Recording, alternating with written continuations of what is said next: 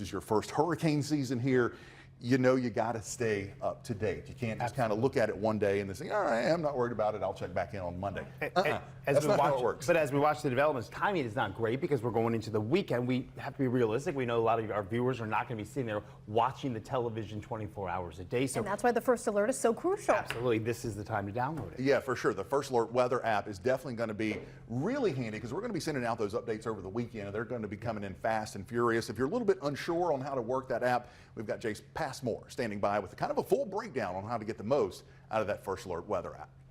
It on social media, and we've been talking about it. We're talking tropical double trouble, and you can keep up to date with the latest weather information. As soon as we know it, you know it, right at your fingertips with the free WMBF First Alert Weather app. Now, some aspects of the app may be a little confusing, so I'm going to walk you through how to best set up the app so that you can stay up to date with the latest weather information. The first step is going to the App Store or Google Play Store and typing in WMBF, and then it should pop up First Alert Weather. You can go to that and then click the download button, and then after that, you are good to go and you can open the app and set your location. You can see at the top of the app where it says Myrtle Beach, South Carolina. You can change that to wherever you are, but if you're from here in Myrtle Beach, make sure to keep that set to that location. And then also notice under that, and that's where all of our videos are. We're the only app in town that provides you with up-to-date weather information using videos, and we typically keep this updated every day. And then when the weather's active, there are multiple videos covering every aspect of impactful weather.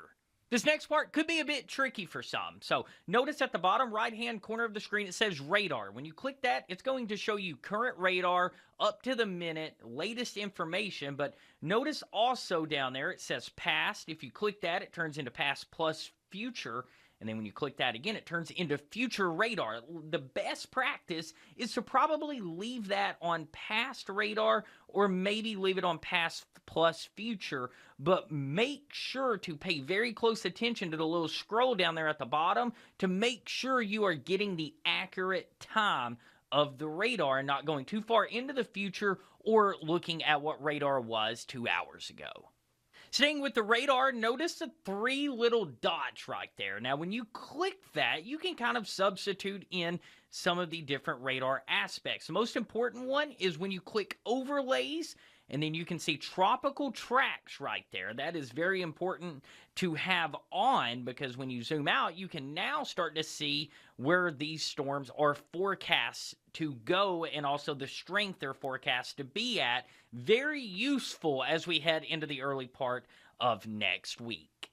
So if you don't have the free First Alert Weather app right now, scan that QR code on your screen. I walked you through some of the basic functions, but we have hourly forecasts. We have your 7 and 10-day forecasts all updated by yours truly and the rest of the WMBF First Alert Weather team. So make sure to download the app to stay up to date with the latest weather information. From the studio, I'm meteorologist Jace Passmore.